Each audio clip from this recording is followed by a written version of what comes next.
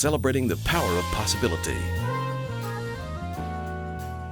I'm Jeannette Mills, and I believe that anything is possible.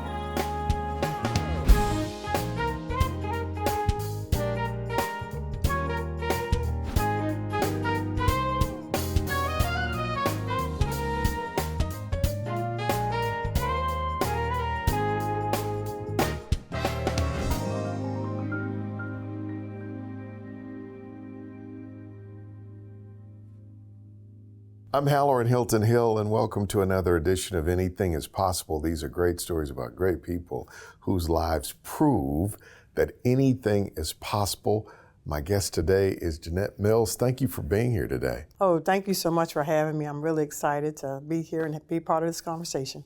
First thing that our friend in common, Stephen Davis, said is this is a powerful woman. And I said, okay. He said, no, you don't understand. This is a powerful woman. You have power. But when I met you, I didn't attribute the power to what you do and where you do it. Mm-hmm. I felt something else. Mm-hmm. What I felt was your power is rooted in a knowledge of who you are.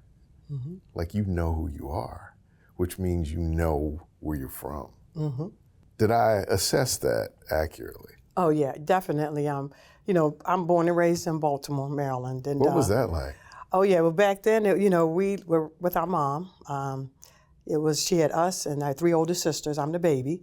And she had married our dad when she met him in high school, got married, thought everything would be great. But by the time I was coming along, the breakup happened. So I kind of grew up with her and my three older sisters, and she was the head of our household, and she worked really hard to take care of us, and we had to move quite a bit, but it was, we lived in a lot of different neighborhoods around Baltimore, but the one thing she stressed to us was that we were all going to get an education. She wanted us to graduate high school, and she would tell us that. And what kind of a student were you? I was actually the nerd of my family, I'll be honest about it. So my older sisters, they were out parties and everything else, and I was I have one sister, we're 11 months apart in the same year. So I was a surprise baby too.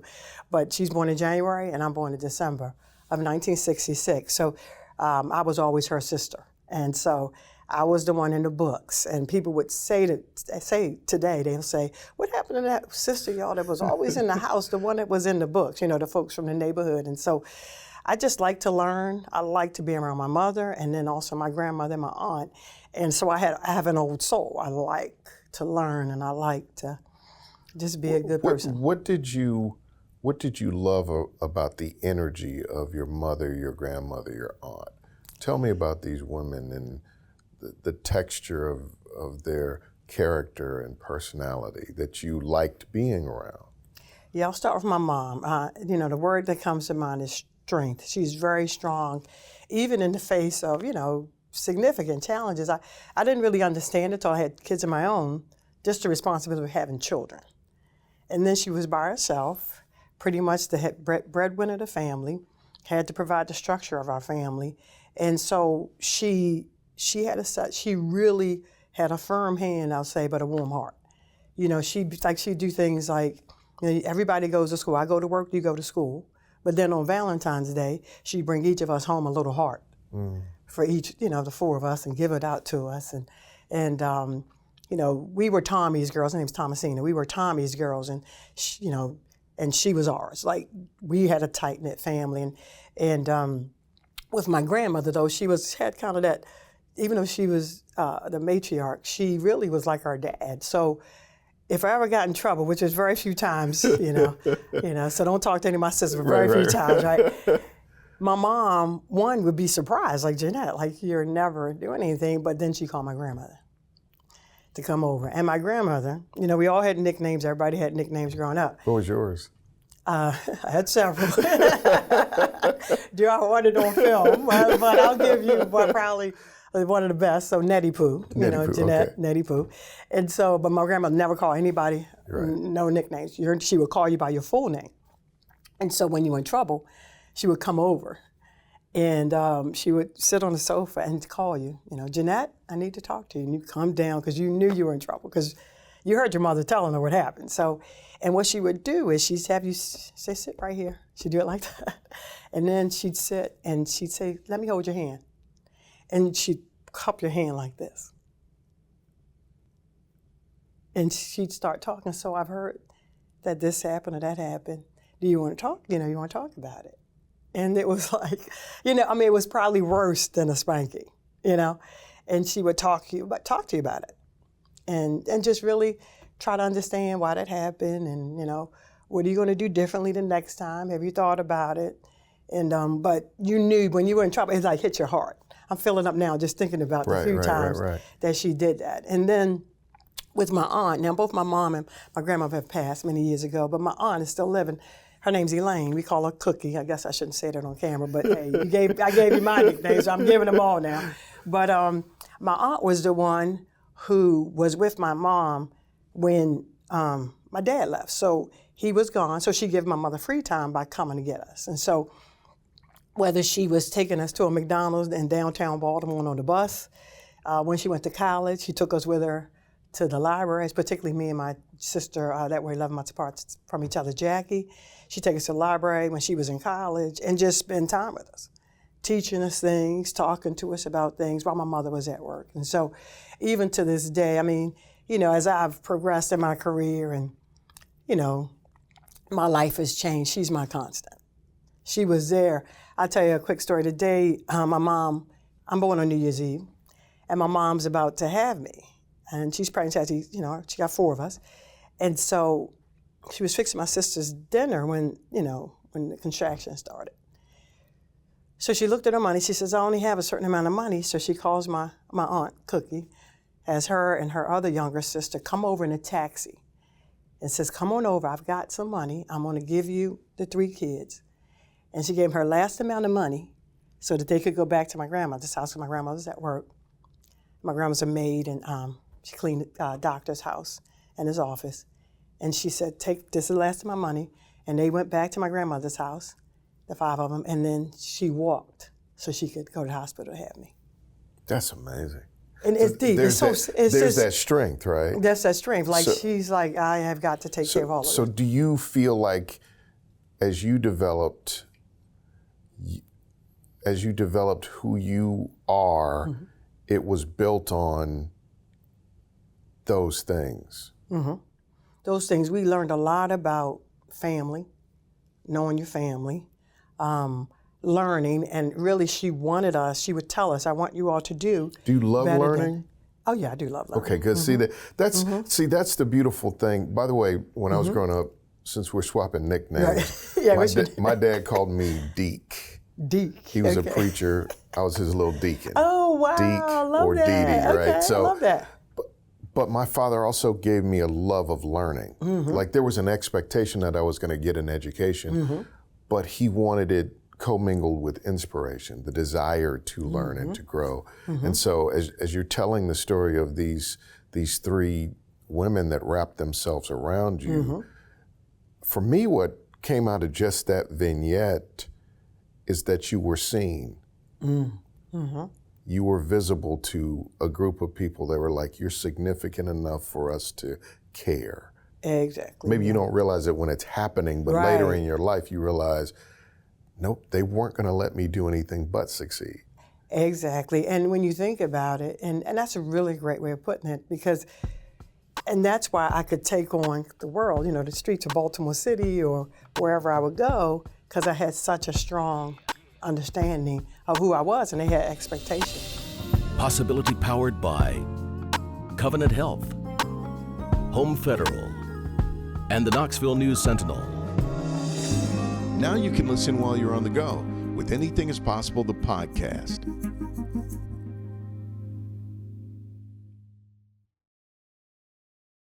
When did you decide on your educational direction? Where'd you go to school?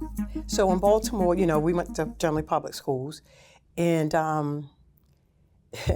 and generally in school, my early years, I would get straight A's, but my conduct would get me in trouble, even in elementary school. What was wrong with your conduct? Well, I'll give you one example. So I'm like a third grader, and we're in elementary school social studies, and the teacher one day, I think it was third grade, said, if you don't call your mother mom, that means it's a sign of disrespect. Now, we called my grandmother Mama, and everybody called our mother Tommy, so we called her Tommy. And then, Aunt Cookie was Aunt Cookie. So of course I stand up. I don't even know if I raised my hand, and I basically began to explain to him how his teacher was incorrect, and why. Like, that is not incorrect, because I totally respected Tommy. Right. But it was Mama was Mama, because everybody called her, and so Tommy was Tommy. So that particular teacher, he let me finish, and he said, basically, Miss my name is Coakley then, Miss Coakley, could you please step outside? So I had to sit outside the rest of the class. I'm like, I'm in trouble again. But what he did was he called my mother, asked her to come up for a conference, and he said to her, you need to make sure she goes to college. He said, basically, I got like an elementary school student, basically explaining her position on something I said in class. Because that was like the formality of it back then. I'm sure you do. I'm sure you realize how powerful it was that they made space for you to be an individual.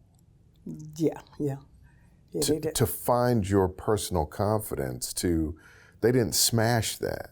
Mm-mm. They didn't say, you don't talk back, you don't, no. You can stand up for what you believe in. Yep, exactly. And it's interesting because each one of my sisters, we're still close to this day, each one of us believed that our mother gave us each individual attention, that we were her favorite. Wow, that's awesome. Think about it, with the struggle of having to work every day, come home, we had chores. Do you think she was compensating for the absence of your father?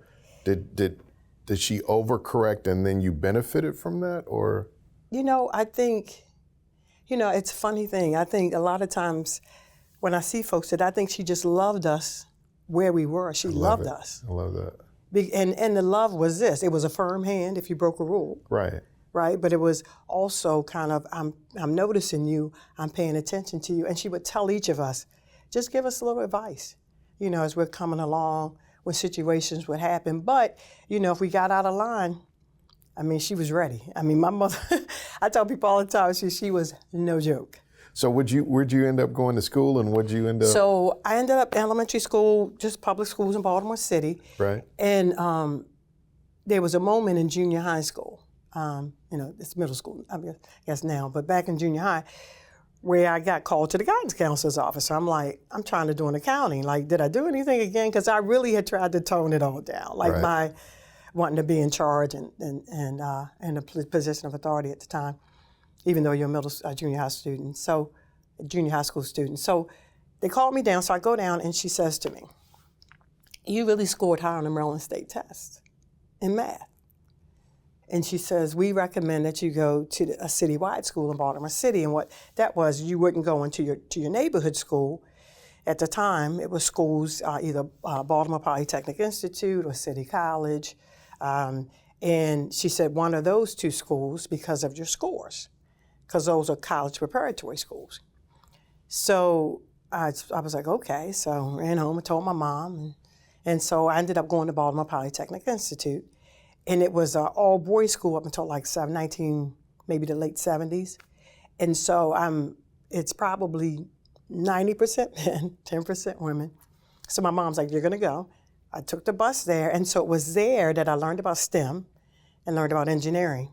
And so, it was a first school I ever went to where everybody, basically I was a nerd, so all the nerds were together, I should say that, right? So we were all together, and it was all races, all backgrounds. And so at Poly, I was in the A course, and I really, really loved the teachers and the learning, and ended up deciding to become an electrical engineer at that school. So where'd you go? Went to Virginia Polytechnic Institute, yeah. Wow. Did you imagine that? No. And it was like doors were opening. Like, you start in your home, you kind of learn that, people pour as much as they can into you. Then you get out in the world. But every opportunity that came my way, I go home and tell my mom, hey, this came up. We never talked about being an engineer. she said, you're going to get a high school diploma. Once you got that. But yeah, and she Right. just was like. I think the old proverb is, go as far as you can see, and when you get there, you'll see further. Yes. And I think that's what I've lived. So, and I've always had the support of my family, even to this day, living here in Tennessee.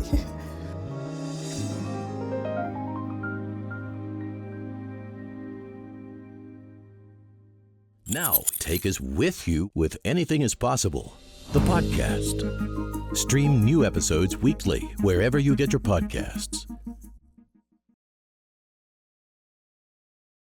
So you leave Virginia Tech, and what happens?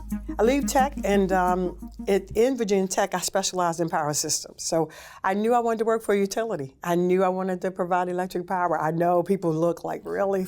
But I did. And so so when I left, I could have gotten a job in Virginia, in Richmond, at Dominion, now Dominion Energy. It was like Virginia Power back then. But then Baltimore Gas and Electric came a calling. They actually flew me back to Baltimore. I think it was my first time on a plane for this interview. And I already had an offer in Virginia. And like Virginia, I was going to stay there. And so I go home for the interview. And I stay with my mom instead at a hotel. And that night, she looks at me and says, do you know, Jeannette, I'm so proud of you. She says, I've always been proud of you. But she said, do you know, Baltimore Gas and Electric, I mean, for them, it was, that's a good job, right? Right. More than a good job, right? Right. And so I came up there kind of casual. I'm going to do this interview, see what happens. So then I realized if they offer me this job, I can't break her heart by not taking it. So I could do the interview, and they called me the next day. How much education did she have, Tommy? High school diploma. So do you think that part of the journey for her, you were helping her fulfill her dream? Because it sounds like she had great aspirations as well. Yeah, I think she did, and I think she used to tell all of us not to have, as she would say, a bunch of kids, because then it slows you down. So growing up, there were a few things I was concerned about. One, getting addicted to any type of drugs. Right. Drugs, alcohol, whatever. And then having children, and too early in my life. As a matter of fact, at one point in time, my kids was have two. I wasn't getting married and I wasn't having kids, and I did both. Tell God your plans and then watch. But I know, I had said that because I thought of it as a thing that slowed, I was really driven. Being an engineer is quite different than being an executive. Did you see this arc? It's funny. I don't know if I saw it, but one time when I was applying for a position at one of the companies I worked for, they sent me to a psychologist because they wanted to know who you were. First thing the psychologist asked me was, and by then I had been an executive at least 5 or 6 years, and so the first thing the psychologist asked me was, how were you in your household? What role did you play? And I thought, that's an interesting question. By then I had an undergraduate degree in electrical engineering, an MBA, and you start with that question. You're basically taking me back Fairmount Avenue in Baltimore. So I started telling her, I was the youngest of the four of us, and I was the one who made sure everybody did their chores when my mother got home, and I was also the one that if anybody had broken any rules, and my mother's had her foot couldn't even cross the threshold without a full report out from me as to exactly what happened and who did it, right? Or who came in our house or whatever. So I started talking to her how I grew up. She asked me, and she said, most people, particularly executives, your behavior ends up being the way it was back when you were a child. She said that's how it is. So she wanted to know that. So I think when you ask the question of engineering and ultimately ended up being an executive or in leadership, I guess I was leading back then. I believe engineering was a mechanism, right, for me to really change my life. Are you surprised by how successful you've been? I know you were part of the National Grid in the UK, huge organization. Now here at TVA, Senior Vice President, and you have a vast area of responsibility, and your career is still rising. Are you surprised by any of this? Well, I will say this, surprise, probably, when I was a kid, I would tell my sisters when we were all in the house together, they remind me of this. I'd tell them when we were doing our chores, hey, one day I'm not going to have to do this. I want to have somebody that's going to do this for me. I would like say it, and they're all like, just get your chores done. Like, we just need to get it done. She's coming home soon.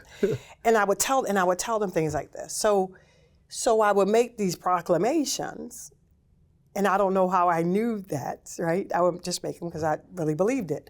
So I don't know if the word's surprised. I'm always humbled by it.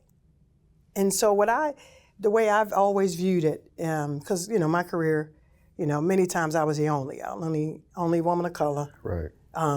Particularly in engineering. Folks had never seen a black electrical engineer until they saw me. So for me, I feel like it's been just a vehicle for me to kind of bring more good into the world and help people as I went along. What have you learned about possibility for somebody that might be looking, wanting to learn, to think about their future? What are the life lessons you've learned?